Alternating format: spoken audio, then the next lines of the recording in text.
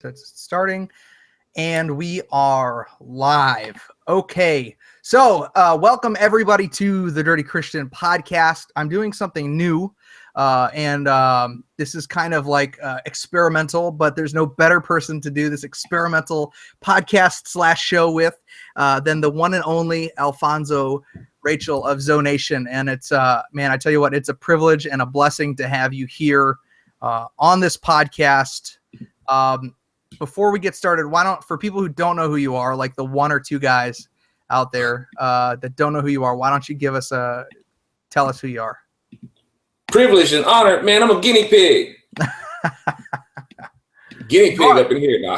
Well, you are. If this is unsuccessful, then I'm never doing it again. You'll blame it on me. Oh, that's messed up. No, but thanks for having me on, man. That's Alfonso Rachel, and I'm that dude on PJ TV and that drummer from 20 Pound Sledge. That's awesome. So what is 20 Pound Sledge? This is a band, obviously. That is my band, man. So what kind of music do you guys play?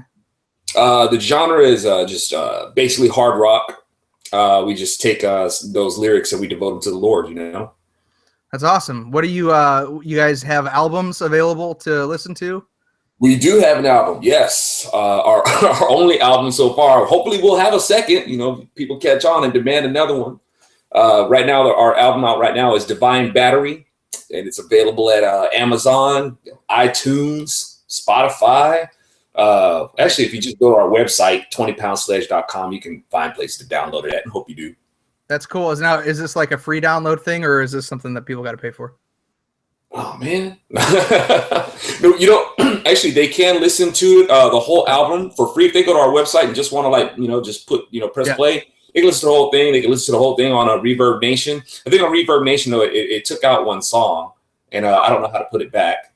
But I know that you can get all the songs if you download our album. You can listen to them all anywhere you want.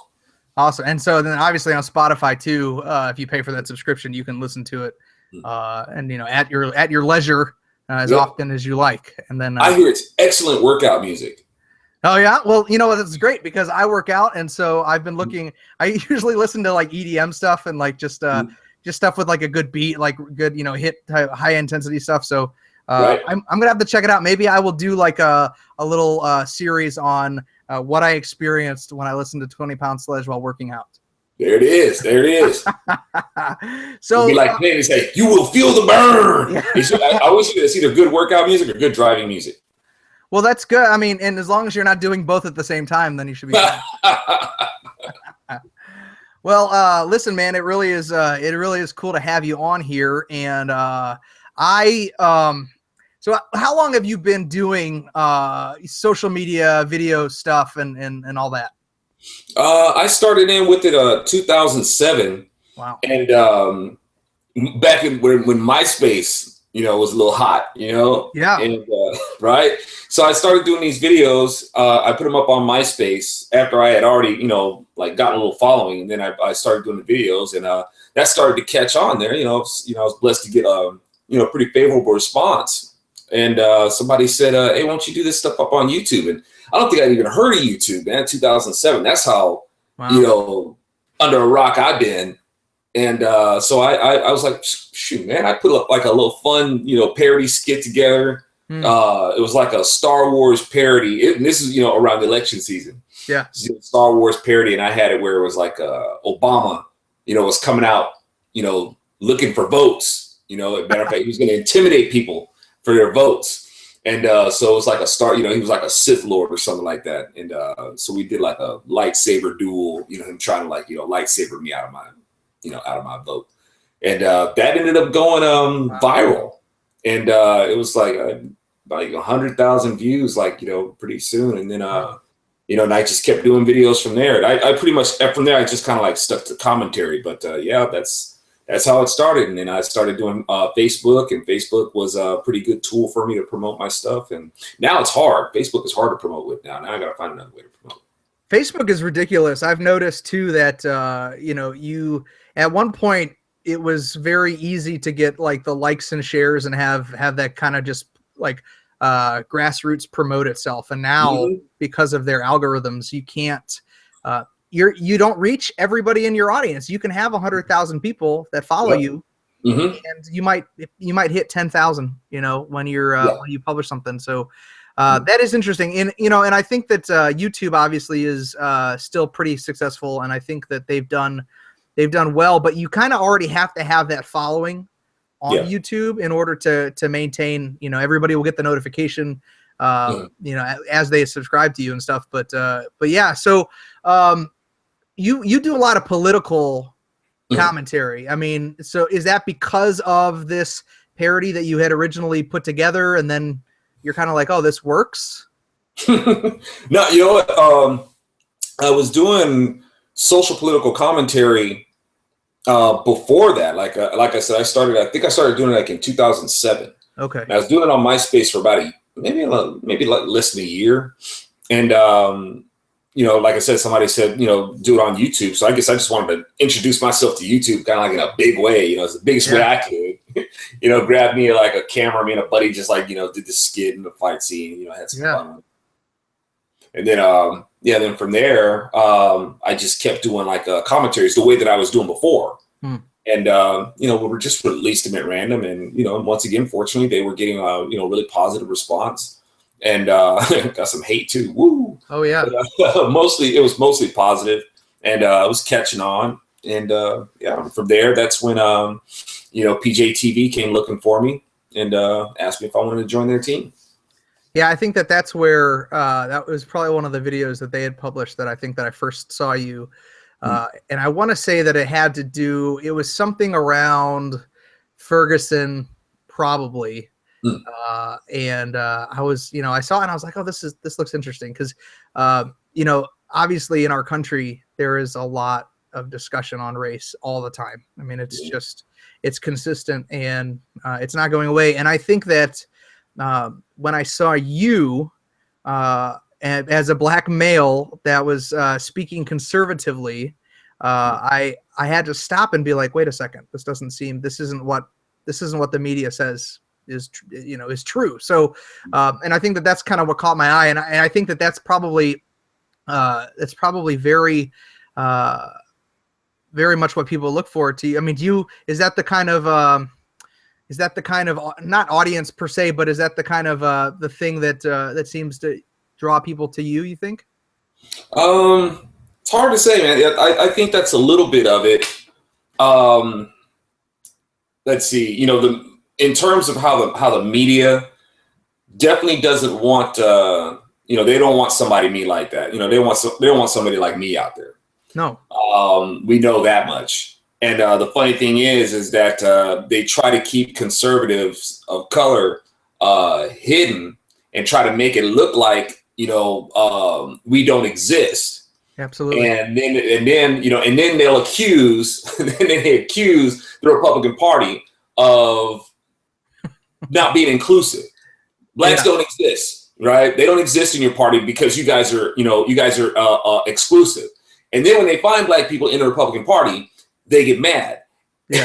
So it's like, you don't want us to be there. You're mad at the Republican Party because they don't have black people. When you find black people there, you're mad at the black people and you're mad at Republicans. So it's like, but the response that I get as far as, conservatives go, mainly the thing is that they tell me is, one, I take the issues at hand, our core values, and I present them in, ways that,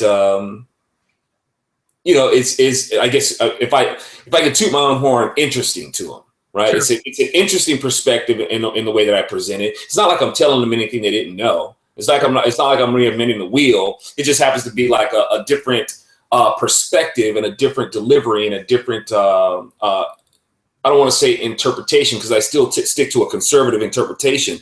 It's just just delivered in a different light that they hadn't considered or an angle that they haven't thought of. And that's one of my biggest comments that I hear on my work. It's like, wow, man, I never really thought of it that way. It's like, I agree with it. It's like you're saying things that are already in my head. It's like, I already believe that, but I just wish I could have put it that way. Yeah. Do you think that is in directly, a direct correlation between obviously your political stance, but your relationship with the Lord. I mean, because I feel like people that have that genuine relationship with God, God gives a certain amount of wisdom to that is conventional wisdom, and it's and people that are not in the Lord, or maybe not really seeking Him as much as they should, it resonates with them because they're like, oh, well, I get that. That's kind of what it speaks. It speaks truth to me, because the truth in me and the truth in Him are kind of speaking to each other. Can you attribute? You think you can attribute that to your relationship with God? Absolutely, yeah. It's and the funny thing is, man, is I had accepted that I was a conservative before I accepted being a Christian. I was a default liberal Democrat, man. I believed all things on the left, man. Collectivism, wow. Abortion, gay marriage, you name it, man. I was all with it. I thought that was the way to go. I was status larva, man. All ready to be ward of the state. But I saw the selfishness in it. I saw how self-righteous it was, man. I was like, something about this it's not right, man. Something about it ain't kosher, Wow. And when I questioned the narrative, that's when I saw, look, man, these people aren't as tolerant and accepting and open-minded to other people's views as they say. Right.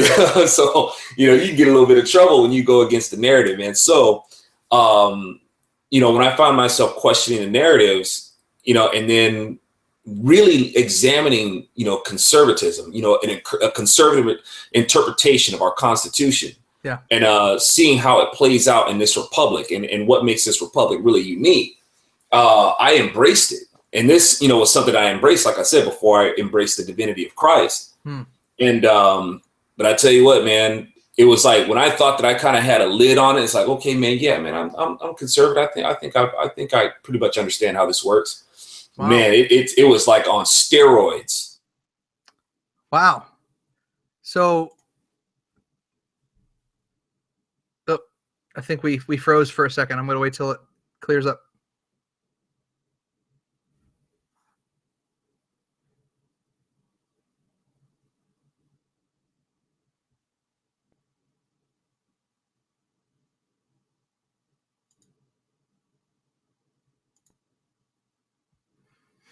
If you're joining us right now, you can see that we are a little frozen. So give us a couple seconds here. We're going to let Alfonso get back on. So there we go. I can hear you again. I think we froze up a little bit.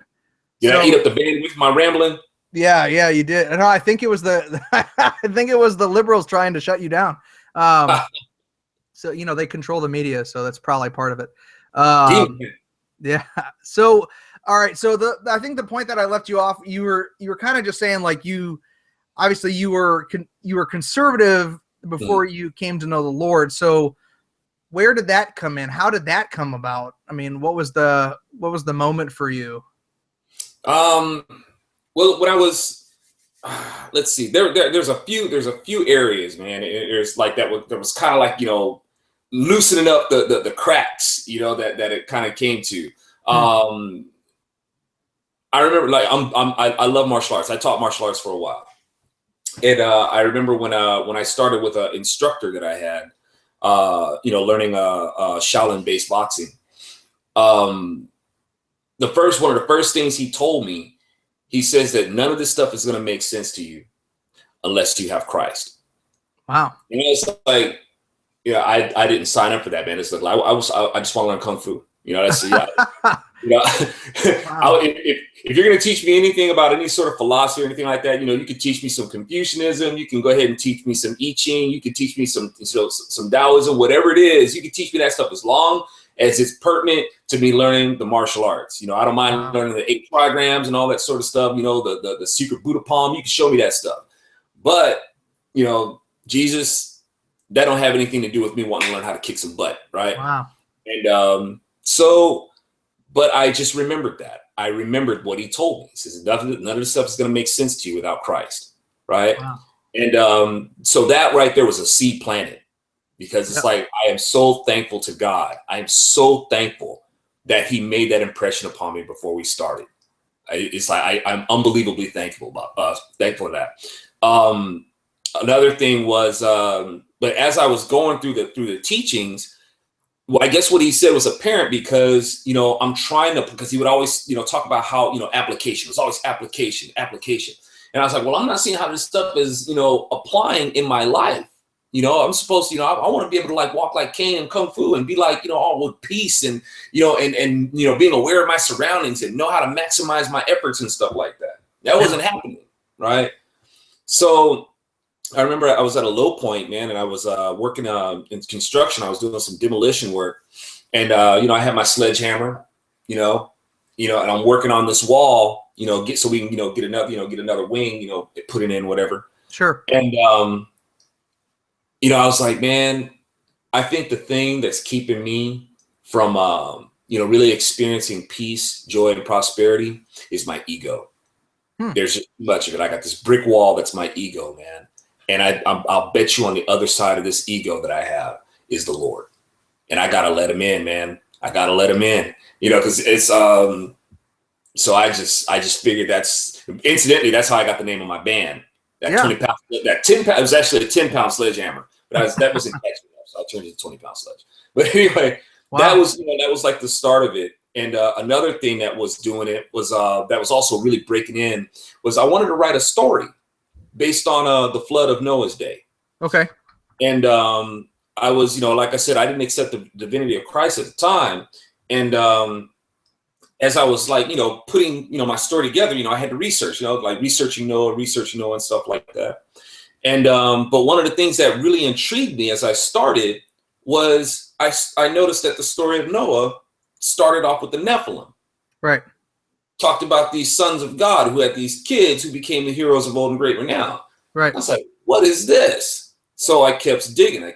But the more I kept digging, I just started not only getting more fascinated with the story of Noah, I just started I got fascinated with Genesis. And I was like, well, I'm going to have to keep reading the surrounding scriptures in order for this stuff to make sense, So at first it was about the story, right? Then the story became about the Nephilim. And then trying to find out more about the Nephilim, it became more about Genesis. And then and Genesis started to turn into Exodus. And before I knew it, I was like, man, how is it that I could really, it almost like it didn't seem fair. It's like, why am I investing so much into the Nephilim? Right. If these guys are really fascinating, then that dude, Jesus, that people are still talking about 2,000 years later, that dude must be amazing. Yeah. At some point, I'm going to have to learn about him. So that was another aspect of it that was just kind of, the Lord is just like shaping, say, yeah, I'm gonna get you. Don't worry, I'm gonna get you. So how long ago did all this kind of come about? Ooh, like I became Christian in 2008, and the process was like I was working on that. When my instructor told me that you need Christ, that was like back in 94, 95. Okay. Wow. And then, of course, then there's mom too. You need to go to church. Like, oh, yeah. You gotta pray in mom. Gotta pray in mom, man. Yeah. That's great, man. Well, that's really, I find it, I always find it fascinating when I hear people's stories. God just, I feel like God just does so much to get our attention. And it's just incredible. And thank God, that he spared you to the point where you are able to come to Christ. And, because, God's timing obviously is perfect and it all works out for his glory and good. But I just always think about that. Like, what if in the middle of that, between that seed being planted and you coming to Christ, something would have happened, you know what I mean? And obviously I don't believe that God would allow that to happen. But I always think, people, the worst people sometimes are the ones that come to know Jesus. And it's like, why this guy? You know what I mean? Like, why him over everybody else? Do you not know what he's done? Like I had to have that argument with God myself, was like, God, don't you know what I've done? Like, don't you know the thoughts that I've had and the people that I've hurt? And, I was, huge drug addict and everything before I knew Christ. So, and Jesus was the last person that I wanted to have anything to do with. Like like you, I would have been fine with being a Buddhist or being, a Confucianist or whatever, any other religion but Christianity, because of Christians. I mean, that really was the big detractor for me. And I think that that's kind of why when I felt prompted to start the Dirty Christian, it was more to bring a reality to Christians, to take us off of that pedestal and take us down to the level of everyone else and say, look, I have problems, I've got issues.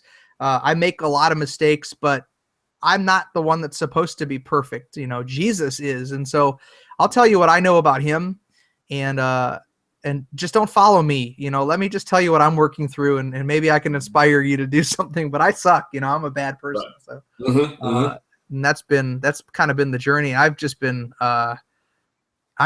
very, very blessed.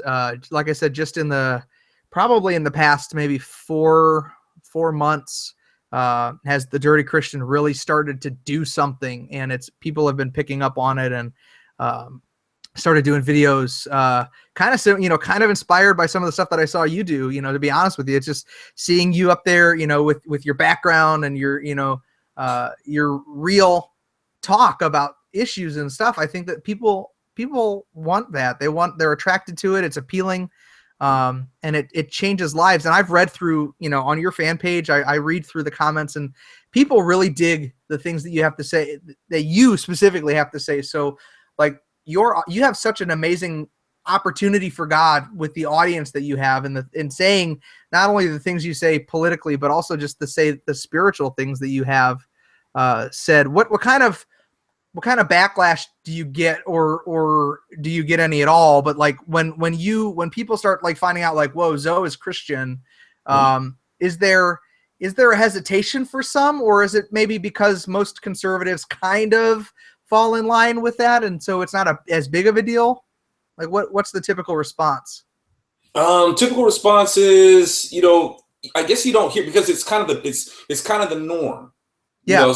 But at the same time, it's not that I don't get the appreciation for it. It's like, look, man, Zoe, so thankful that you're a godly man. Preach, keep preaching. People see, students say keep preaching certain words, without even saying, without so much even invoking Jesus. You can know that they're still on the same frequency.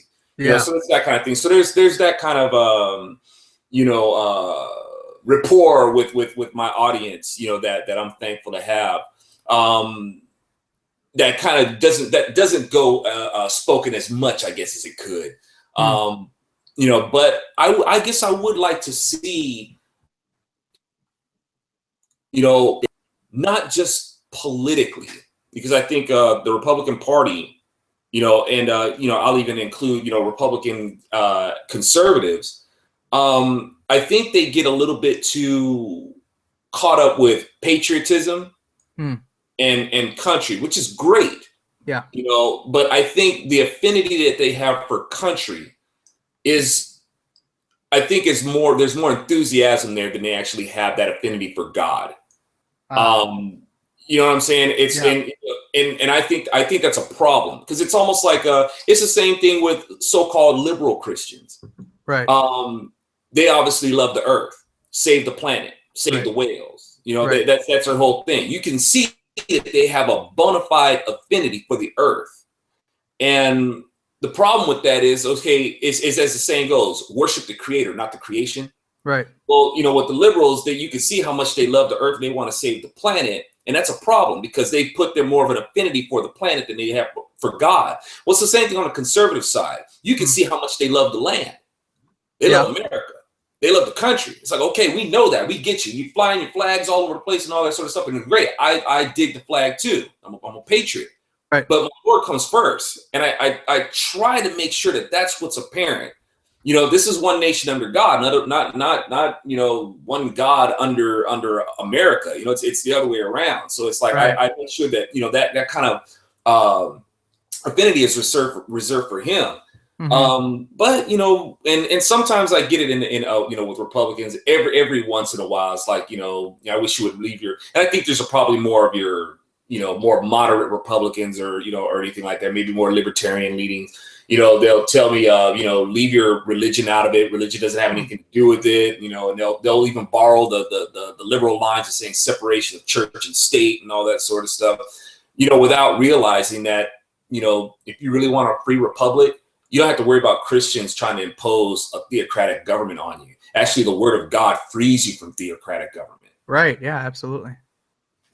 So do you think, so I've always thought to myself, like, when it comes to politics, that I'm not looking for a pastor in chief. I'm just looking for a commander in chief that's going to do the right thing by the Constitution, by with the best interest of the people in mind. And so what do you think about that? I mean, yeah, I think, having a godly platform can be good, but does that really make a difference in your opinion, or should it just be really just about upholding the Constitution?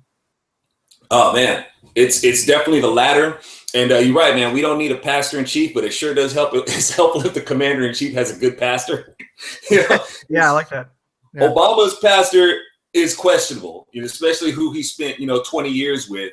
Yeah. That is a pastor that is definitely taking the Lord's name in vain. Yeah. And when you have a commander, if you definitely want to, the job of the commander in chief, man, is he's supposed to be the chief law enforcement officer of the United States. Yeah. And he should have the discernment to know what's good law and what's bad law. Yeah. He should know that when policy comes up that's going to impose on people's rights, people's God-given rights, he should be like, no. That law is actually against the law, and right. I'm not gonna, I don't want the American people subject to that. Right. So the commander in chief, he should know, he should have a firm grip on what God-given rights are. He should know that, the government is not in the business of dispatching rights. These rights come from God, and the government's job is to protect these rights. That's it. Yeah. It's just supposed to protect our rights. That's all. And not, go to the table and figure out what rights you're going to give us and all that sort of stuff. And as far as the Constitution goes, it's, a person's got to be like a really deep denial, man, to say that the Constitution is not based upon the Bible. Of course. It's a real stretch to go out there and say that it's not.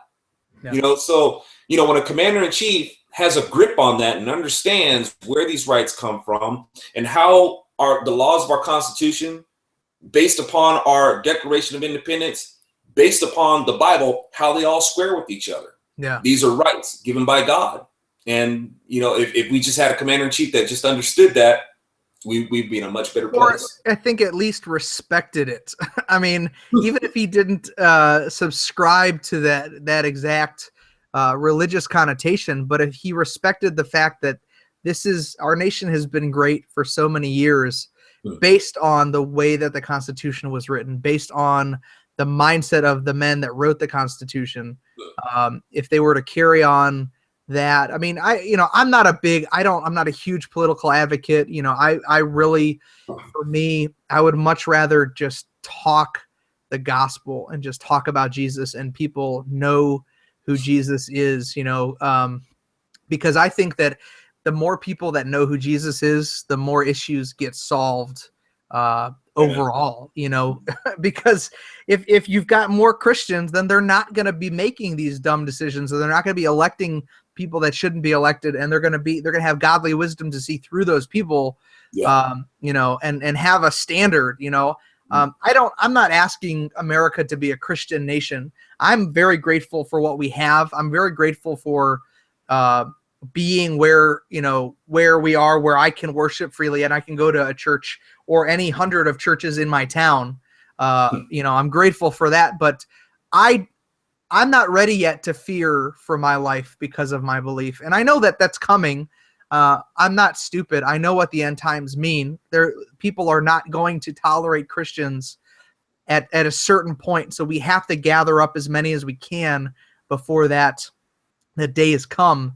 But as long as we're able to, it just hurts me when I see our faith being eroded, or the importance of our faith being eroded by the government in a very slow process. Yeah. That's just sad to me. It doesn't scare me because I know where I'm going when I die. Take my life, that's fine. But it just makes me sad that it has to happen that way. That sin has to be so sin to do the things that it does. It just, I don't know. It just makes me sad for my kids. I worry about, the things that they're going to have to deal with when they're older, when I'm long gone or I'm in a home and nothing matters to me anymore. But they grow up and they have to, to deal with being Christians and persecution and stuff like that. Like, these are my babies, Heck yeah, man. Indeed. And that's the thing about it, with a free country. And I just want to play some rock and roll, man. I really don't care about politics. I really don't. I just want to, I want to play some rock and roll. But the thing is that freedom, and I say this a lot, freedom, peace, all that sort of stuff is a thing of value. It's obviously value. It's next to our lives. It's a gift from God, to be able to live free, to live in peace. That's a gift. And things of value, people either want to steal or destroy those things. If you got something valuable, somebody's going to want it. Yep. Or some hater's going to want to destroy it, and that's the way it is. So we can't just get to enjoy freedom. We have a responsibility for it. Freedom has to be maintained. Yeah. So, and we've seen it all throughout history, man. If you don't guard your freedom, it'll be taken from you. Just like you said earlier, man, it's a slow erosion process. And, we can try to be like, and I know some Christians are like that. It's like God's in control. God's going to handle everything. All I got to do is just sit here and worship. It's like God's like, excuse me, I didn't give you what I gave you. I didn't give you this free republic just so you can let it be voted away. Right. Sure. That does not bring God glory. It just doesn't. We're supposed to be a light to the world. We got a free Christian nation, man. We're supposed to be a light. We're supposed to show the world like what time it is. Like, you guys can have this. You don't have to like risk your lives to leave your country to come here. You can have it there. Fight. Tell your governments to get rid of their theocracy. Take on the Lord. Rewrite your constitution. Our constitution is not theocratic. You know why our constitution is not a theocracy? Because it can be amended. It was meant to be that way. It was meant to be changed. We're not supposed to look at our constitution like it's the law. Like it's a religion that you can't amend. Right. We can't amend it. But the funny thing about it is that you'd be a fool if you tried. Because it's already a respecter of your rights and the balance of freedom, man. It's already right there. There's no need to be liberal with it. If you're conservative with it, people will keep their freedoms. We'll have prolonged enjoyment of this experience with being free. But see, people think that being free, or this freedom thing is the freedom to do whatever you want, and they don't care what it costs somebody else. That's not freedom. And then also, whereas, even where Christians are concerned, man, like Christians with a more liberal view, with, trying to be like all PC and stuff like that. And instead of, they like to invoke Jesus. They like to invoke his name and then take him and, and mess around with his image and fit him into their little box. Mm-hmm. Even after Jesus told you can't do that, man, you can't take my name in vain. You can't make any image of me that you want. You know what I'm saying? You can't do that. So we got a lot of Christians out there who take Jesus when it's convenient for them and say that Jesus loves me for this. Jesus will be okay with this. Jesus thinks it's okay that, he loves, gay people. And I'm sure he does. He just doesn't like your lifestyle. You know what I'm saying? It's like Jesus will forgive me for having an abortion. Sure he will. But, if you keep on having an abortion, well, then that's you keeping on sinning in his face. And, that's him saying, you're just paying lip service to me and you're lukewarm and I'll spit you out my mouth. I don't know you. Sorry. He loves the people. He just he hates the sin. I mean, I think that's people need to separate that. It isn't. I mean, gosh, if God hated the person that sinned, then he would hate everyone because we all sin, but you're absolutely right. I mean, there has to, when you repent, you turn away. Mm-hmm. You turn away from that lifestyle. You turn away from that bondage of sin, and you recognize that there is something greater than you, and there is an obedience that needs to be had. in that relationship. And so I think you're absolutely right. I think that people who live in those lifestyles and that continue in sin, the Bible says, shall we continue in sin that grace may abound? And Paul says, no, that's ridiculous. We need to recognize sin for what it is, stop doing it, and move forward. When Jesus, when the guys were going to stone the prostitute or not the prostitute, but stone the woman that was cheating on her husband, Jesus didn't say, go and try not to sin anymore. Like, he said, go and sin no more. So he gives us the power to do it. I don't believe that it happens automatically when we give our lives to the Lord, but it happens in a process as we grow to become more like him, and we start seeing like, oh, that's a sin too. I should probably stop doing that. Right. You get this sense of reservation. You feel convicted. Absolutely. And it's like we're born sinners. We are sinners, and we have to always admit that. Say, yeah, I'm a sinner, but I'm saved by grace. And if I really appreciate what the Lord did for me, this gift of salvation, then my objective is to not sin anymore. And I definitely, we need his help to do that. And, because, we've had conversations about, and I'm pretty sure, Christians do, it's like, once you're born again, can you actually not sin anymore? And it's like, well, I think the operative word here is born again.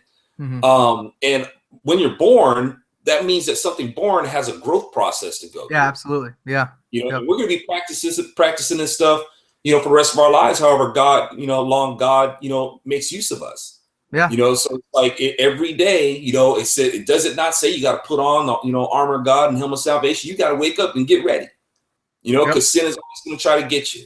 But I think, as new creatures, we see it and we don't try to make excuses for it. It's like, oh, well, because anybody who commits a sin, man, doesn't matter what the sin is, doesn't matter if it's, stealing, murdering, raping, whatever, you go through a justification process for it. You try to justify it yourself. She deserved it, or they've already got enough money. They're not going to miss it if I steal it. Or the world will be better without this person. And this person has really offended me, so I'm going to murder them. You justify it to yourself. But the person who's born again, no matter how those feelings come over them, you're like, you know what? This is wrong, and I'm not going to sit here and try to justify this to myself and assume that the Lord is going to forgive me for it. It's like the new creature does that. The new creature sin is not out of your body, because it's your body. If sin was out of our body, Jesus wouldn't need to give us a new one. Yeah. We could just go ahead and keep going on with this one. Right. But this is corrupted. This is corrupted and it is perishable. That's why we have to die. I'm sorry? That's why we have to die. I mean, that's why, we don't get saved and then live forever in this body. We just don't ever die. We have to die. The flesh has to be killed. So it's like, it's important for, because there are Christians out there that assume that. And I mean, I guess maybe in some healthy attitude, it's like, no, once you're born again, you cannot sin anymore. I mean, I guess in some way that's a healthy attitude to have, but I also think it brings a sense of haughtiness and piety that can make you slip. Because when it's like if you're that full of yourself, man, and just thinking that you've got mastery over this, it's like, no, man, you gonna get hurt and you gonna hurt somebody. Yeah. And so I always make sure I keep it in my head. It's like, no, I'm a sinner, and the Lord, I cannot do this without the Lord. Yep. Well, I think I have agreed with literally everything that you've said. I think it's been fantastic to hear your opinions and your side of this. I mean, it's amazing. It's sometimes when you see somebody, whether it's, in TV or in a movie or online or whatever, you can look at them and be like, man, there's something about that guy. There's just something there that I relate to. And you, my friend, are definitely one of those guys that I just knew that there was something more to you. And so I'm very thankful to hear everything that you've said. I think people that watch this, whether they're watching live, we have a few people watching live right now that can actually, if you guys are watching and you want to send us a message and ask a question, you can do that either on the Facebook page or through the app here on YouTube.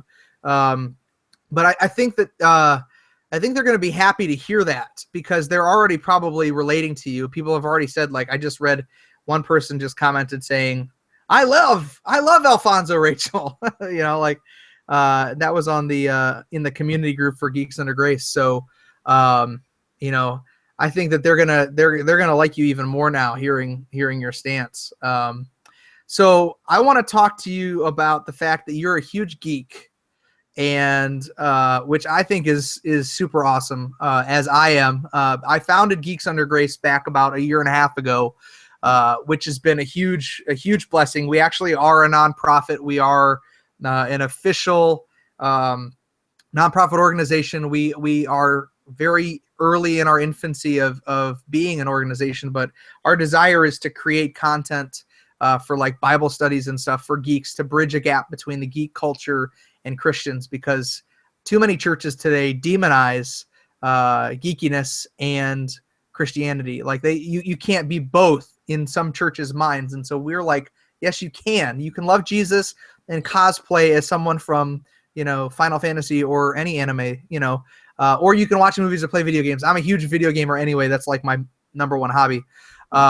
So you're a huge geek. And obviously, if people haven't seen the Voltron shirt that you're wearing, which is a little old school, but I get it. You have created what I think is probably one of the coolest toy swords out there.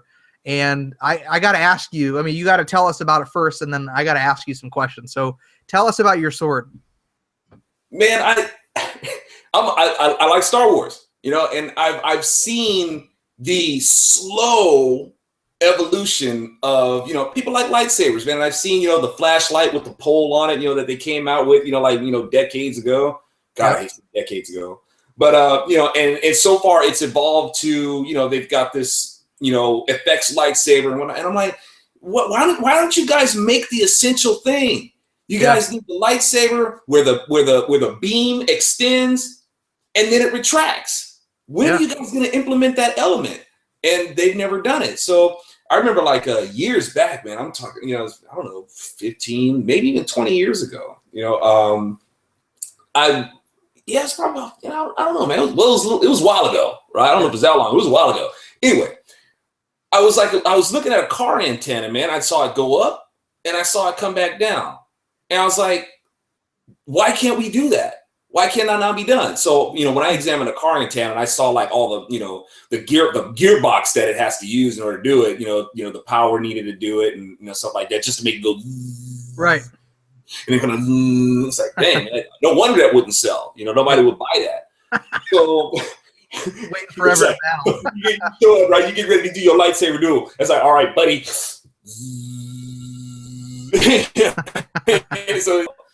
So I was like, okay, well, how can I do it? And I it takes a lot of time, if you're going to try to make an invention, man, it takes a lot of time to devote to it to make it work and stuff like that. So off and on, man, I would experiment with it, here and there and stuff like that. And then finally one day I was just like, man, I'm just going to sit down and I'm going to do this. I feel like I've been procrastinating, spinning my wheels trying to do this for so long. I'm just going to do it. Right. Mm-hmm. So, went ahead, started experimenting, took it into the garage, mad scientist, seeing if I can make this thing work. And I came up with it. So right now, I have a working prototype. You got the lightsabers out there that have the telescopic, post that comes out, but you have to flip it out, right? Yep. Mine doesn't do that. It comes, it's at the push of a button. So it's just like, it operates just like in a movie. Press a button, it comes out, right? You don't have to flick it. And then from there, the other one's the telescope. You have to smash the mast back into the hilt, right? That ain't like the movie. You know what I mean? It's like, Darth Vader goes, he brings it out and he's done with this, he cuts his son's hand off and he goes, hold on, Luke, I'm sorry about your hand. Let me pound my lightsaber back into my thing. He doesn't do that, right? Mine goes back in pushing a button. So it comes out with push a button, comes back in. Now, if I get the budget, I can add the lights, I can add the sound effects.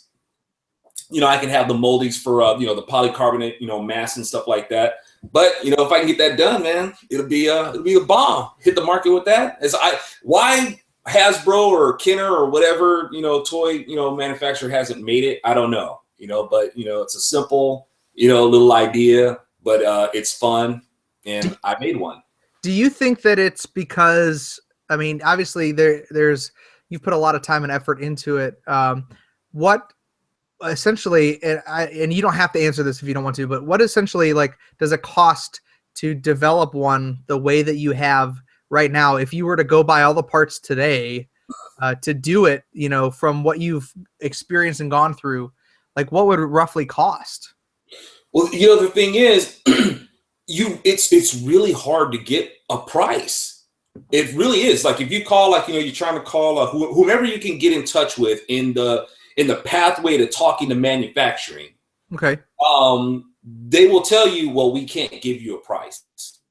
You know, I guess one reason because they need exact dimensions and stuff like that. Like they'll need maybe you have to have a designer first. A designer has to make it to certain specific specifications in order for them to start the moldings, right? So the designer themselves, right up front, that could cost you thousands of dollars for them to create the STL files, make everything design everything to where it fits, you know, into everything, right? To make the files. And that's just for 3D printing. And even 3D printing to make like a simple mold can cost like, you know, a simple mold can be a few $100, you know, if you want a really good molding or a good print. But as far as like injection molding and stuff like that, to make the molds, even for like a simple, you know, cylinder, they start saying, well, I really can't give you a price. I don't know, man. It could cost you a few $1,000s.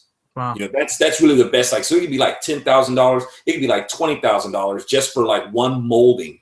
And then this thing, but my piece has a series of moldings. Now the materials themselves, of course, they're not expensive. And once you get past the expense of expense of molding it, you know, I'm pretty sure that cost will get recovered almost instantly, you know, once you start to sell.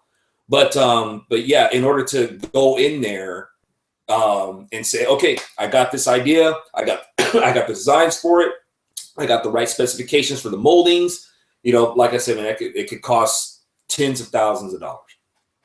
Wow. Okay. So I think the way that now, if I remember, I went to your Kickstarter, which you have right now. Is it Kickstarter or GoFundMe? I had GoFundMe. GoFundMe. So I went there and you have tiers for donations. And obviously, you know, you have kind of rewards for each tier, what people can donate. And I think right now, the lowest tier that you have for actually getting a lightsaber, if you donate, is it 500? Am I correct by saying that? Yes. Okay. So that's the kind of the rough. Now, is that flexible? I mean, do you feel like if you get to a certain point with donations that number will go down? To get your hands on an actual lightsaber. Let's see. It probably could, and I would have to adjust it for those who donated who donated 500. It's like if they contributed 500 and somebody else, you know, came in and contributed 300 and said, oh, okay, well, you get one too. Oh, sure. I might hear back from some people saying, hey, what's up with that? Right. Unless I adjust it for them too. But the thing is, if I say, well, I'll give it to them for 300, hey, I'm going to do it for you also, then that's going to cut into the budget that I would have needed to actually get it created. That's why it's like, I don't like being skimpy about incentives. You know, I like to give really cool incentives. But the thing about that is that unless you have like, you know, capital to like work with in the beginning, unless you already have that stuff, it takes a long time to get to the budget that you need because you're trying to buy cool incentives for people to get them. So, you know, by the time you've given out your incentive prizes, you're left with so much of a budget. And you're like, now you're really pulling shoestrings to actually do what it was that you're trying to do. So, like, I guess, so eventually it's kind of like, right now it's really kind of for those real kind of hardcore, the serious cosplayers that are going to be like, I need something like this for like a legit costume when I go to the next convention. And those people, I mean, they spend that money anyway, you know, on what they're gonna, you know, put with their costumes. So, do you see in the future, you know, probably the distant future, but once this is developed and you get the money to fund this and stuff, do you see it as this kind of being the prototype for something bigger to be able to create so that it's kind of more mass produced and something where, you know, I can buy for my kids for Christmas if I want to 10 years from now, sort of deal? Sure. Yeah. Cause like, you know, and one of the things I was like going back and forth with, and it's been presented to me on both sides or you know, whether contested or supported, you know, a deluxe model And then, like a basic model, like the deluxe model would be like, you can have like custom models, customized models, made with, either like just straight aluminum or some sort of alloy hilt, that's really sturdy, Yeah. and with the sound effects and with the lights and stuff like that. Have those for those who like you said, your hardcore fans, who'd want to spend that kind of money to have one of those. And then we could have like, the basic model where the hilt is like made of plastic and stuff like that. Sure. Well, that's cool. I mean, the video that you did, I'm sure, I know that you added probably a few effects to that, but ultimately the retracting or expanding and retracting was the actual item itself. So that is how it will work. I mean, there wasn't any movie magic to that specifically in the video. You were legit doing that. So because there's like 1,000 lightsaber videos going around because of Star Wars right now that are just like way too effecty, that's not a word obviously, but but people are like really capitalizing on it. But yours is legit, like it's gonna actually expand and contract or retract, and that's really cool. So let's got a couple questions. Actually, let's talk about what's the URL that they need to go to, gofundme.com/what for to donate to that cause. Sci-fi sword. So gofundme.com/SCIFI sword. Okay, cool. So, and obviously, legally, it's a sci-fi sword. It's right. It's not a lightsaber. Disney, stop bothering Alfonso about that. The thing is, and the thing that I'm really not trying to sell that it's the lightsaber. That's not the thing that I'm featuring. I'm featuring the action of it. Just what it does. They don't own that. They've not done it. It doesn't exist on the market. I got the only one.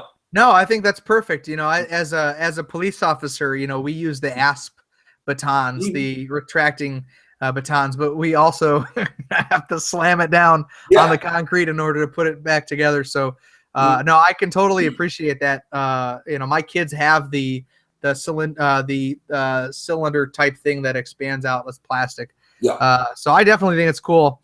All right, so we got a couple questions I just found on the Facebook page here. Says somebody wants to know, Brian Whetstone wants to know about your theological background. I guess kind of your denomination. Where do you fall theologically? As best as I can tell you, just biblical. I like that. In terms of what sort of emphasis different denominations do, I can't say that, hey, this is my preference or this is my interpretation of the Bible that I want to put emphasis on or something like that, or just go follow a certain grain of what I want to bring out of the Bible to express myself in this particular faith. It's like, no, man, it's all important. I'm straight biblical, and I try to follow the Bible the best way I know how, according to what it says. So are you currently attending a church, and what denomination is the church that you're currently attending? It's non-denominational. Okay. Yeah. See, for me, and I tell the guys all the time, like, I grew up as a Christian. I didn't get saved till I was 21, but the first church that I kind of came into knowing Christ was a very charismatic, Pentecostal type church. And so, healings and, laying on of hands and speaking in tongues was commonplace. Like, I was very like, that was me. Plus my wife and I were the only white couple, and it was an all black church, and it was like gospel church that you see on TV that lasts like 7 hours of service. And it's like crazy pastor worship and everything. It was nuts. But I currently go to a Baptist church, which I never thought I would ever see myself at. But the fact of the matter is the pastor is awesome and he preaches from the Bible. So I'll sacrifice a little bit of the charisma for biblical preaching. Right. Especially nowadays, people with these, topical preaching and stuff like that drives me crazy. All right. So next question from Stacy. She says or asks, what are your fandoms? We want to know. So obviously Battlestar Galactica, you got some stuff behind you, Voltron. What else are you into? I dig from Battlestar Galactica. I'm nutty about Battlestar Galactica. I don't know. That's I don't know why I really Caprica 2 or I'm just sorry? Battlestar Caprica 2 or just Battlestar Galactica? Battlestar Galactica was my thing, you know. Okay, gotcha. And then from there, I love Star Wars. I love Star Trek, and it's still like a treat for like my wife and I. We actually consider that like part of date night to watch, you know, old school Star Trek every week. You know, we set aside time for it. So you know, I'm there with that stuff. That's fantastic. Is that something that you kind of came up with in your childhood? Yeah. Mm-hmm. Okay. Yeah. That's same with me. Now, do you play video games at all? Are you much of a gamer? Man, not as much as I used to. Yeah. If I'm gonna sit and do something with my hands, that focus, I gotta be behind my drums, man. Okay. Yeah. You know, it's funny. I like I said, I'm a drummer as well. I have a set here, but I usually just play at the church. But for me, I do so much stuff online, like social media wise, that like even when I try to sit down and play video games, like I just get so distracted by what's going on with like I guess that's something I could ask you. Like, how do you manage? So you've got, you know, probably about like 75,000 people that like your page, your public page. So how do you manage that and keep your sanity and not constantly sit online like answering questions with people and discussing issues? Like, what do you do? What's your secrets? Well, the thing is since a lot of my work is, you know, computer oriented, between research, you know, so I'm constantly, you know, researching as I'm putting my scripts together. So I already got a window where I'm like building my script. I got another window where I'm like, you know, doing my research, going back and forth, finding out what topic is going to be interesting to me, and then finding out, you know, gathering, you know, my elements for it, elements in terms of, you know, what websites I'm going to go to like research things, where I'm going to go to like, you know, contrast different opinions, one side to another, and just kind of like whittle it down to find out what's the more, you know, common denominator in there. And also from there, I can like stop in, go to Facebook, see how like what's trending, see like what feedback I'm getting on my previous videos. I look at that stuff a lot too, like in terms of like what are people like what are their opinions on my previous, because a lot of my videos sometimes are like responses. My you know, it's like, you know, people think, you know, like especially the haters, they think I just go out and I just like talk this stuff from out of thin air. It's like, no, actually a lot of the reason why I'm saying this stuff is because I'm responding to you. You know, it's like this is the other side. You guys already dominate, you know, media, you know, in terms of like TV and movie and radios and all that sort of stuff. Your guys' worldview is already always out there. And then even social media, you guys are always saying what you got to say and trying to push people to your worldview. Well, my videos are a response. You know, I'm responding to you. So that's in terms of like how I'm able to keep up with Facebook. Facebook, like I said, it was a great promotional tool. And I use it to kind of gauge, you know, am I squaring, you know, like balance? Not so, and because I know some people will take that as, oh, you're just in lockstep. It's like, no, I'm not in lockstep with people's views. I just assume that I don't know everything. And I don't think that a lot of my listeners are so full of themselves that they know everything. And it's just kind of like holding each other accountable. It's like, are you squaring with what you're reading biblically? Are you squaring with what you read constitutionally? Are you squaring with that? So it's like, yeah. Okay. So you did this series on the Nephilim, or Nephilim. I don't even know how you actually pronounce that. I don't think anybody does. I think you can just say it however you want. I think people know what we mean, but right. So there was, how has the response been for you? Because when I posted your video on that, it was a very mixed response. It was, there were people that were like, yeah, I'm on board. That makes sense. And that sounds great. Really?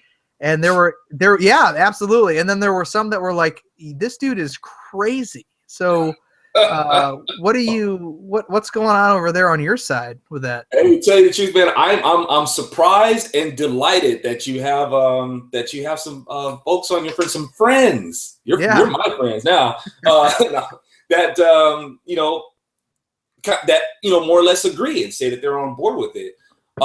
It's the view that I have is not a popular view. Sure. And I understand that, concerning the Nephilim. And so the feedback that I that I've gotten for it is actually, well, I won't say it's mostly negative. And the video itself, being that it's, they're not politically, right. they're not received politically. To me, it is. It's like, actually, there's more politics involved with this than you probably can, really get a hold of. It's deep. But, yeah.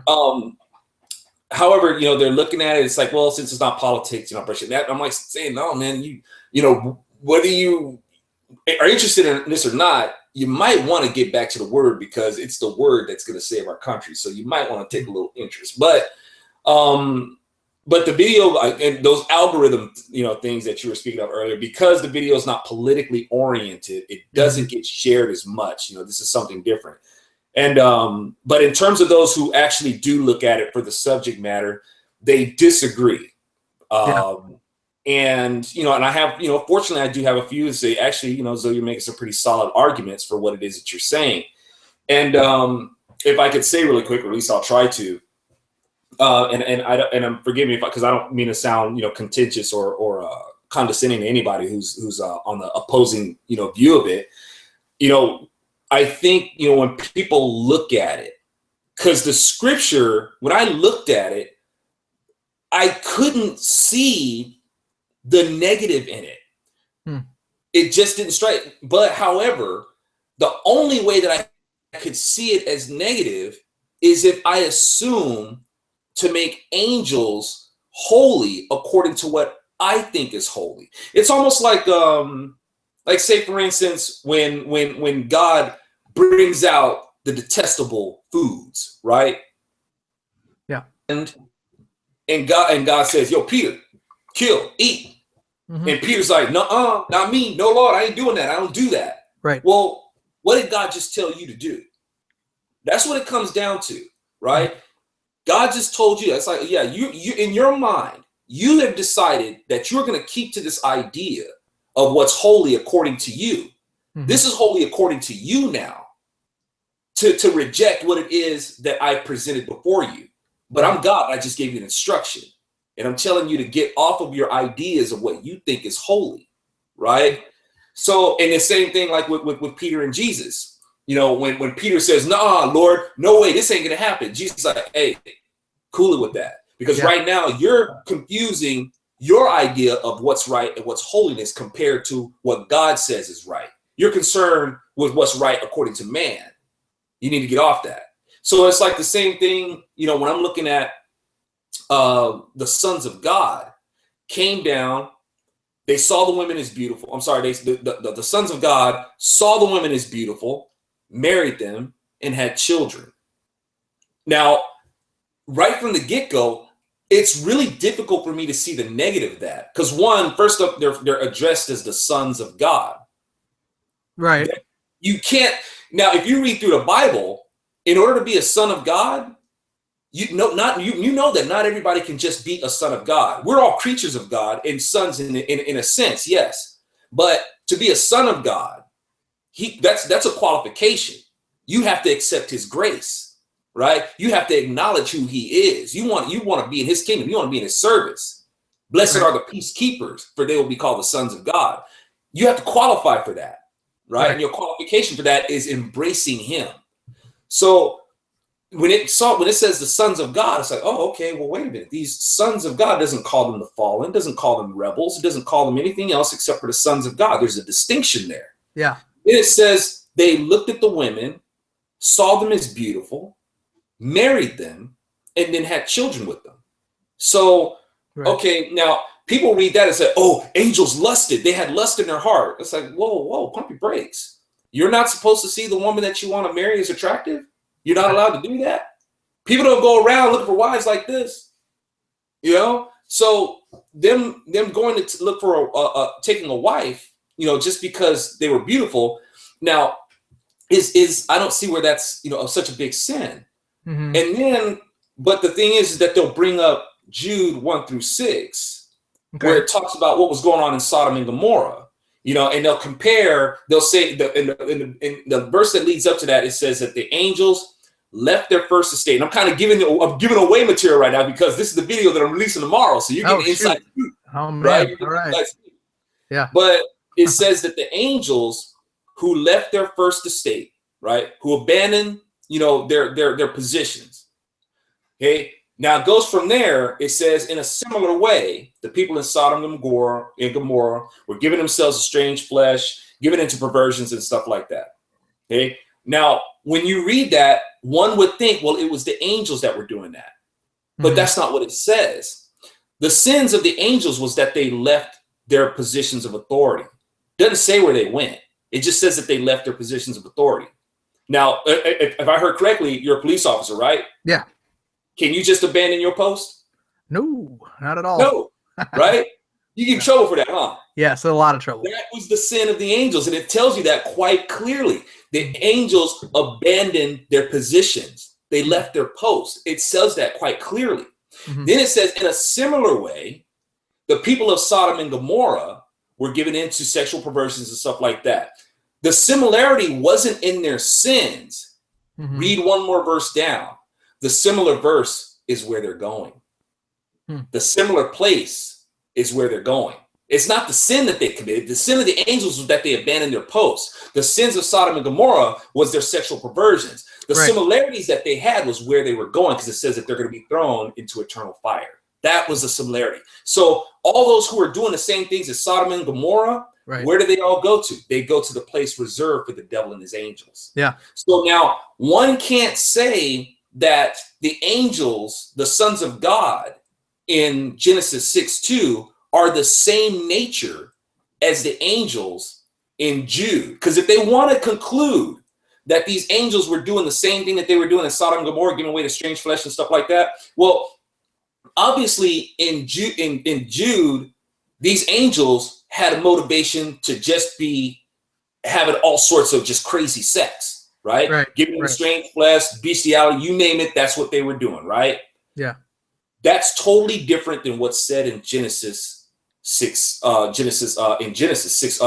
through 5, right? Yeah. The angels, the motivation of the angels was what? The women.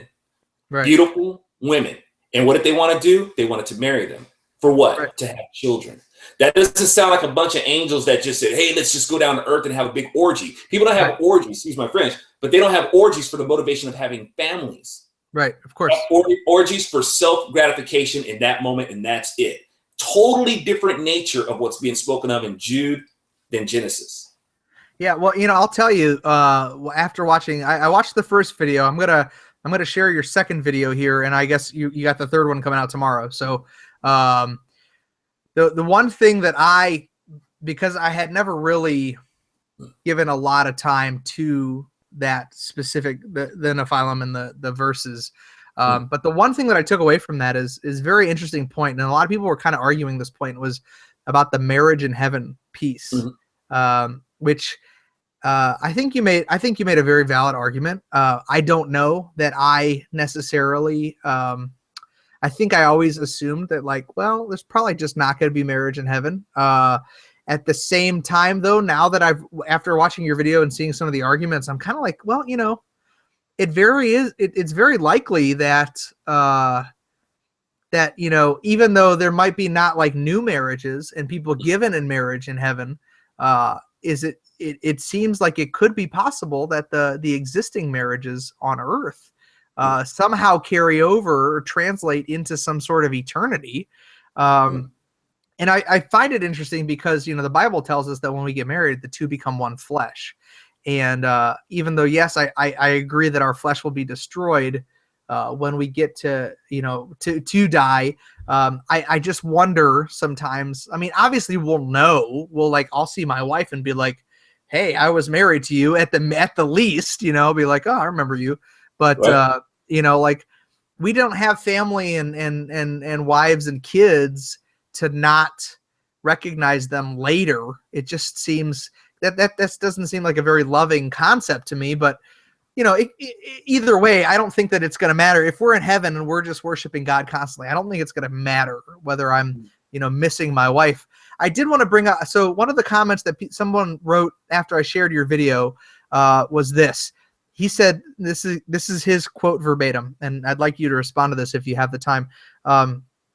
He said he failed on the Nephilim, that Satan showed with the angels in Job, or I guess he's saying what Satan showed with the angels in Job, that the fallen angels are also called the sons of God. The biblical narrative is clear. The angels lusted after women, and it is entirely possible that they wanted to disrupt the genealogies, as stopping Messiah was the ultimate goal of Satan. Realize the context of Genesis 6:4. Right afterwards, he says, the sin of man was great, and evil continually. Also, what is with this heresy on marriage in heaven? It is obvious angels came to earth with physical bodies. He now has the problem the Sadducees suggesting to Jesus in the first place, to which Jesus responded, nobody is married nor given in marriage. That in itself explains there is no marriage in heaven. We are instead married to the King. Adding, they are like the angels in heaven, tells us they don't naturally reproduce. But if you strangely believe that they can, then this statement instead works to tell us something about angels, that they can't. Zonation should not preach his own opinions, but rather consider the biblical narrative. Man, that's a long question. All right. Yeah. You don't have to respond to all of it. And you know what? This was like this is I think the word is kismet or something like that, because everything that he just asked, I'm addressing in the video that's coming out tomorrow. Oh, well, perfect. All of it, right? But oh man, but you know, I guess while I'm here though, I mean, I can try to respond to some of it. Yeah, I mean, just in general, we don't have to go super long because I know it's getting kind of late, but yeah. Let's see. Okay, what was the first one? What was the first thing? The first one was that Satan showed with the angels in Job that the fallen angels are also called the sons of God. Okay, that is now he's saying for me to read it biblically and not put my own opinion on it. Right. Okay, the thing is the reason why I come to the conclusion that I came to is because I actually read it quite closely. And it says the sons of God, right, came to present themselves before the Lord, and Satan came with them. Right. Okay. Satan is their leader. Satan doesn't come with. Oop.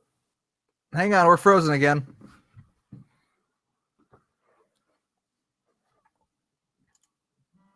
Let's give it a second, let it work itself out. We will get back in just a moment.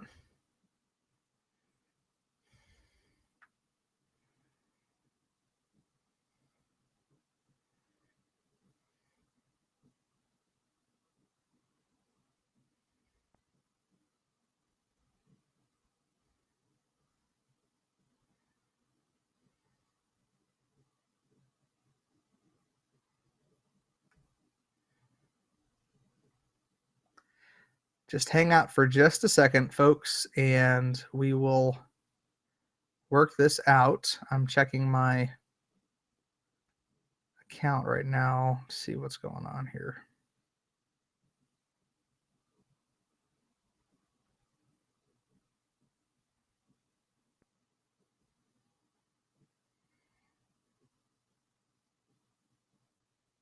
Oh. And it looks, oh, okay, we brought him back. Okay, so we lost you for a couple seconds. You were talking about where we cut off was you were saying Satan is their leader. That's where we lost you at. So keep going from there. Right. So if we're talking about the sons of God that are mentioned in Job, you know, it's like, say, for instance, if you're going to go meet the king, you're not going to go meet the king without his guard there. Right. Right. Now, this isn't to say that God needs a security detail, and he's God, right? But the thing is, just like I had mentioned in my video, God is the perfect balance between humility and majesty. He gives purpose to his creations. They have appointments. He doesn't need us either. but he still gives us purpose, right? So, but the thing is, you have the sons of God. The reason why there's the sons of God is because these are angels that are loyal to God, right? Okay. Satan had influence over other angels. The sons of God are there, not so much for God's protection, but the angels are there. The sons of God are to make sure that Satan doesn't try to talk to any other angels, because obviously he has influence over others. So they're there as this like barricade, so to speak. The sons of God came to present themselves. You're coming up into God's courtroom. There's other angels and stuff like that. We are here to stand guard, because because Satan has a really good knack for getting in the head of other angels. He already took a third of them, right? We're here to make sure that he doesn't talk to anymore. You're going to come here, handle your business between God and Job, and then you're going to leave. That was why the sons of God were there. Well, you know, to me, I totally see your side. I wish that I could speak on it, you know, from my side, because I don't know. I think the best thing to do, like, I think what I really appreciate the most about this all is that I can watch your thing, your video, and then read the responses and really kind of just come to my own conclusion about it. And I think that's what, and I don't want to be presumptuous, but I think that's what you're saying is this is what you're working out. You're not saying that this is scripture. This is what you're saying that you are dealing with and you are working through with God on your own. And you don't come across to me as the type of person that is like, I'm right and everybody else is wrong. Like, you are willing, if someone can convince you properly with a valid retort to what you're saying, that you would be respectful of that and say, you know, hey, I was probably wrong. You know, as a matter of fact, in my video that's coming out tomorrow, I even make an apology for something that I did get wrong. Somebody called me out on it, and I say, you know what, I got this wrong, and I apologize for it. So if I do get something wrong, I will definitely admit it. I'm not married to it, no pun intended. Right. A lot of this is having to do with marriage. But honestly, though, this is what I see. In terms of the Nephilim or the sons of God, I don't have a dog in that hunt. Right. You know, the important thing is you know, making sure that you're right, you know, with God, right? Not with the sons of God, that you're right with God. But like I said, as I read through it, I'm looking at it and I'm like, you know what? I just don't see it. I'm not seeing it the way the conventional way of seeing it is. But really quick, he had a question about marriage. Yes, about marriage in heaven. Yeah.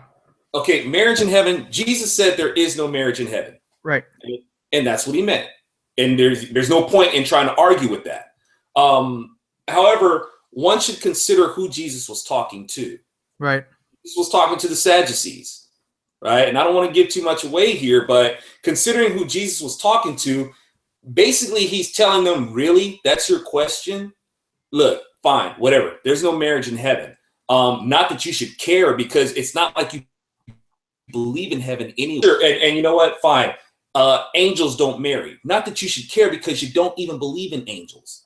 You see what I'm saying? The thing that he's trying to tell them is like, the problem that you guys are trying to work out here with the woman who's going to be married 7 times, that's your problem? No, that's not your problem. Your problem is that you don't believe in the resurrection. The problem that is that you don't even believe in spirits. However, you guys are officials of spiritual authority. You don't see the problem here? You're Sadducees. You're spiritual officials, right? Yeah. But you guys are sitting here before me, God, and you don't even believe in angels. You don't even believe in spirits. That's the real problem. So it was more like they were snarkily asking, you know, his opinion, and he's like, so he was. I don't even know if you can say that Jesus was snarky back, but you know, maybe he was. Maybe that was his way of saying, like, guys, you guys, I know what you believe, and that's not what you're actually asking me. Right. And the thing is, Jesus, when people are, you know, saying that we'll be married to Jesus, you know, so there's no need for marriage, or there's no marriage in heaven. Well, once again, we got to square that we can't just isolate scripture that way. You have to square that with the rest of the Bible. See, when we're talking about, you know, that's when we're getting into our own piety. And we're trying to say, oh, everything's going to be good. We won't need marriage because we'll be with Jesus, right? Now, that's all well and good and everything, but Adam was with Christ. If you believe in the Trinity, He was with him. Adam was with God. And what did God say? It's not good for man to be alone. Right. So he made him a woman, right? And does not God say that when a man finds a woman, he finds a wife, he finds a good thing? So there's marriage. You just don't get married in heaven. Don't expect to be married in heaven, because Adam and Eve, they weren't married in heaven. The sons of God weren't married in heaven. They came to the earth, right? And when Christ meets his bride, she's going to be coming out of heaven. So what he says is true. Even Christ isn't going to be, he's not going to get married in heaven. So when he says there's no marriage in heaven, that's what he means. Doesn't mean that there's not marriage. Yeah, that's a good point, because the way that we're going to be living is going to be on earth, because it talks about us inheriting the earth and basically spending time on earth. So that's another good valid point, and that's what I just love about what you've said, is because it challenges, I think, what people typically think about. And that's what I try to tell the people that listen to me is like, look, man, don't take my word for it, but be challenged. I mean, my God, please be working out something at all times with your faith. Like, be thinking about things and challenge what the norm has been.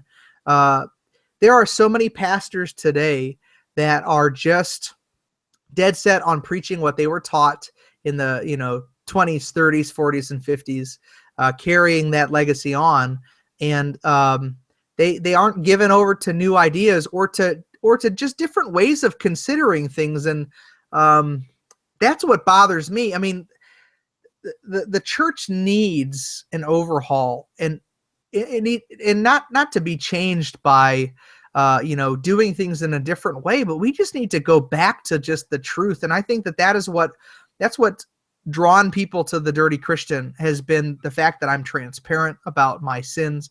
I'm transparent about my flaws. And I don't get up there like Joel Osteen and try to just preach that, God wants you to be blessed, period. Like, I'm just like, dude, I'm struggling. My life is hard, but I love Jesus, and he's the most important thing. And so I think the church is people are being called back to that, and people are being attracted to that truth. And people are being attracted to the people that are working out their salvation with fear and trembling, as the Bible says. And so when you present something to them that sounds different from what they're used to hearing, it causes there's a disturbance in the force, right? It causes something that needs to be addressed. And for me, and I tell people, I wasn't always reformed. I haven't always felt reformed. My current position, I feel very very partial to the reformed idea and predestination and election, but I'm open to opportunities to change that. Right now, that's kind of where I'm at. And so if you're not doing that, you're not living a life as a Christian the way that you should be.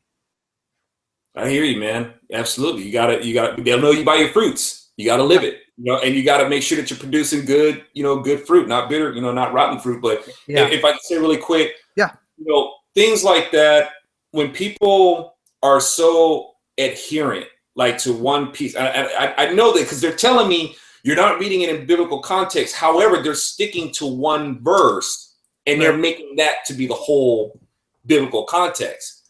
And the thing is, when people do stuff like that, that invites people to say that the Bible contradicts itself. We hear that all the time. The Bible's always contradicting itself. It's like, no, it doesn't. And an example would be, just like we were talking about, you got Genesis, these angels do marry. And then you got in Matthew, no, they don't. So then people say, well, the Bible's contradicting itself, because on one hand, they're saying the angels marry, and then over here it says they don't. Well, we have to reconcile that somehow, and we have to examine it. You have to go through the whole Bible and find out, well, what does God say about marriage? Through the Bible, it seems like God says that marriage is a much needed thing. This is the first institution that he established. Yeah. All of a sudden, he's going to say that there isn't going to be marriage anymore. Mm-hmm. Why does he say that?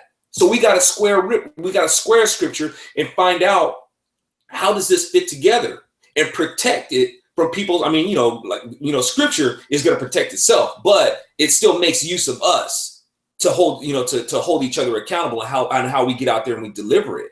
Absolutely. But before people can come in and try to rip it apart, we got to say, no, this is not an inconsistency. This is why this says this. And we don't have to make excuses for it. We don't have to try to make it,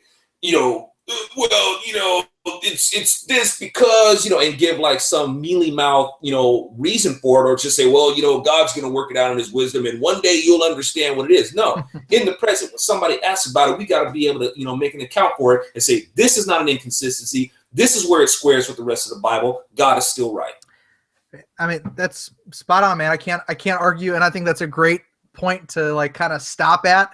That it's good, dude. I mean, that's just, people want to make it what they want to make it for themselves, because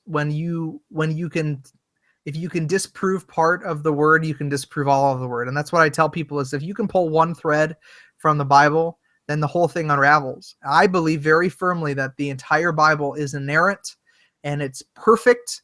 And there is an explanation in every ounce of the word by the word. The word interprets itself, not me interpreting it, not you interpreting it, not a pastor interpreting it. It interprets itself. And so just like it says in Timothy, there's no private interpretation of the scripture. That's God has made it that way. It's so easy. We complicate it. Right. But I tell you, man, I feel just incredibly blessed to have you, to talk to you. I want you to tell everybody where they can find you and, where they can reach you, and do that now. And then we'll close out the show. Oh, thanks, brother. AlfonsoRachel.com. ALFONZORACHEL. Some people, spell my name like ALPHO. Yeah. It's like long. Yeah. But anyway, that's my website. My videos from PJTV are featured on there. PJTV.com. And my band's website is Zonation. I'm sorry, it's 20 Pound Sledge. Woo, it's getting late over here, man. Yeah, it is. 20 Pound Sledge, 20lbsledge.com. You can check out my band and sledge out with us. And thanks for letting me talk about my invention. For those who want to get out there and slap each other around with this lightsaber. Oops, did I do lightsaber? Sci-fi sword that I have. Yeah, well, thank you so much, man. I'm gonna close the broadcast out. Just stick around for a couple minutes just so we can chat, and then I'll let you go to bed. Okay. All right. Thank you guys for joining us. Enjoy the show. I know it's been a longer one, but I think it's been really good. Check out thedirtychristian.com and facebook.com/thedirtychristian, Twitter, Snapchat. You guys know where all that's at. And if you don't want to, then I really don't care, because I'm just going to keep doing what I do. Anyway, I love you guys. God bless you. I'm for Alfonso Rachel and The Dirty Christian. I'm Drew, and I'm out. Bye-bye.